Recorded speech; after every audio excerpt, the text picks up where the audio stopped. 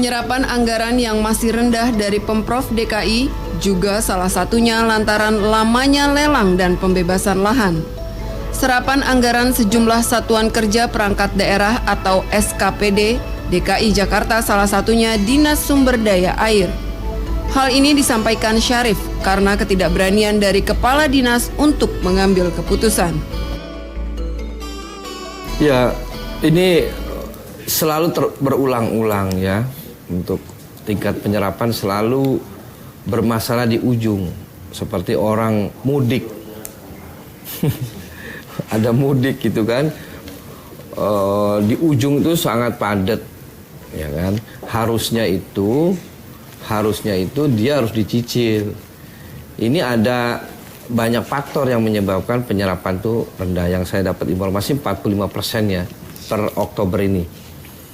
Memang harus KPA, kuasa pengguna anggaran masing-masing kepala dinas, itu harus komitmen terhadap fakta integritas yang sudah diteken di hadapan gubernur. Untuk penyerapan itu harus maksimal, sekurang-kurangnya 93% di akhir Desember. Nah kalau 45% mengejar separuhnya lagi berarti kan 48 lagi ya, 48 sampai 49, harusnya itu udah harus berpikir mampu nggak, satu ya. Kenapa bisa saya dorong supaya mereka komitmen? Jadi mereka pada waktu menyusun perencanaan memang banyak yang saya sebut nggak kompeten ya. Terus di jadwal SPS, serapan perkiraan sendiri masing-masing SKPD itu memang agak takut. Saya catat kebanyakan tuh serapan tuh banyak dimulai bulan 6, 7, 8, 9. Harusnya itu kalau sudah ketok palu kuah PPAS, itu sirup udah disusun, SPS sudah disusun, mulai jalan seharusnya Februari sudah mulai jalan. Nggak harus bulan Mei, Juni, Juli, ya begini nih kejadian. Itu berulang-ulang saya ingatkan supaya merubah sistem perencanaannya. Artinya itu menjadi kendala yang terus berulang dan berulang. Nah kalau menurut Abang sebagai anggota DPRD DKI untuk mengawasi itu apa yang Abang lakukan? Saya meminta perhatian pemerintah daerah. Alhamdulillah pemerintah daerah sudah respon merubah sistem TKD-nya. Jadi dulu kalau ada serapan rendah itu nggak masuk dalam penilaian tunjangan kinerja daerah. Sekarang bobotnya ditambah, jadi ada tanggung renteng. Kalau ada orang tidak tercapai serapannya, itu dikasih sanksi untuk tidak ditahan, untuk tidak dibayar TKD-nya.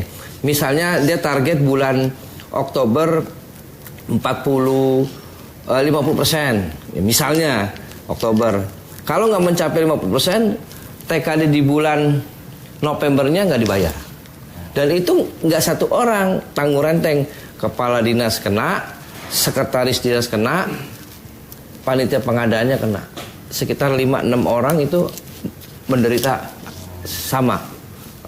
Artinya soal kinerja Bang, kita mau bicara ke arah sana juga. Kinerja Pak Anies gubernur hari ini dengan kalau kita bandingkan dengan gubernur sebelumnya Pak Jokowi atau Pak Sutioso, menurut Abang bagaimana pandangan terkait serapan APBD ini, pembangunan? Ada peningkatan ya di Pak Anies di sektor yang dipilih. Di sektor yang dipilih Pak Anies itu ada peningkatan, tapi ada pengurangan di sektor yang lain. Gitu, ada peningkatan Pak Anies itu mencapai. Contohnya apa tuh? Contohnya soal pembangunan sekolah. Pembangunan sekolah itu ada peningkatan, selesai ya. Pelayanan rumah sakit meningkat, tapi di sektor lain menurun.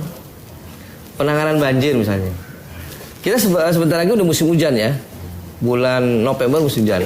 Sampai hari ini belum tergambar cara-cara yang tergambar dalam strategi untuk penanganan banjir. Itu kaitan dengan serapan. Memang ada penurunan quality ya ketimbang yang gubernur sebelumnya. Tapi di bidang lain itu ada peningkatan. dalam pelaksanaan pembangunan Jakarta terkait dengan serapan APBD DKI Jakarta memang menarik untuk dikaji dari sisi kinerja Gubernur Anies dengan gubernur sebelumnya. Mungkin hal yang paling menonjol adalah Gubernur Anies hari ini memang agak lambat serapan anggarannya karena lebih berhati-hati dan prosedural. Sedangkan gubernur yang sebelumnya, sebutlah Jokowi, kemudian dilanjutkan oleh Ahok, relatif lebih berani dan cepat. Hal ini yang mungkin menjadi faktor serapan anggaran masih lemah. Padahal seharusnya pada Desember sesuai target, yaitu 93% serapan anggaran Pemprov DKI. Ya, memang menarik ya. Yang kita ingin lihat dalam suatu kinerja anggaran pembangunan adalah pencapaian. Pencapaiannya maksimal atau tidak. Kalau model yang dilakukan oleh Pak Jokowi khususnya di masa Pak Ahok itu banyak melakukan terobosan-terobosan. Artinya bekerja sama dengan mitra di luar pemerintah daerah melalui misalnya dana kompensasi ketinggian bangunan. Itu ada insentif. Nah, banyak proyek-proyek atau kegiatan-kegiatan yang dilakukan di masanya Pak Ahok itu istilahnya memanfaatkan dana-dana non-APBD. Nah, cuman yang menjadi persoalan selama masa Pak Ahok itu inovasi kreativitas yang seperti ini tidak mendapat recommended dari BPK. Karena apa?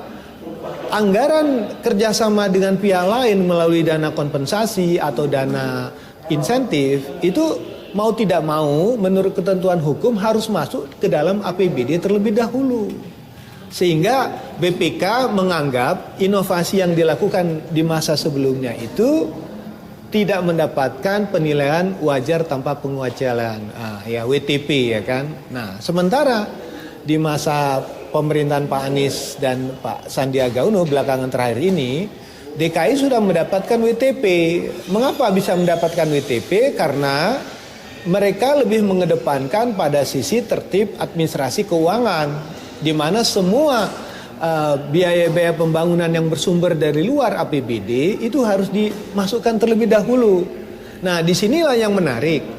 Kalau dulu cepat, tetapi dalam konteks pengawasan, penganggaran, inovasi ini dianggap melanggar ketentuan administrasi keuangan negara.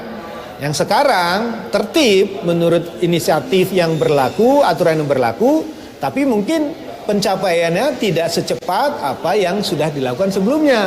Ya, tim gubernur untuk percepatan pembangunan ini kan cukup banyak ini ya. Cukup banyak sekali. Saya kira ini perlu diefektifkan dan kalaupun memang tidak mumpuni dianggap di dalam memberikan masukan ataupun katakanlah memberikan kontribusinya di dalam dia menjadi tim daripada gubernur tersebut, sebaiknya itu dievaluasi dan digantikan dengan yang ahli. Kita banyak memiliki kepala dinas yang tangguh pada zamannya. Kenapa bukan mereka kemudian yang direkrut untuk menjadi bagian dari tim gubernur ini? Saya kira itu.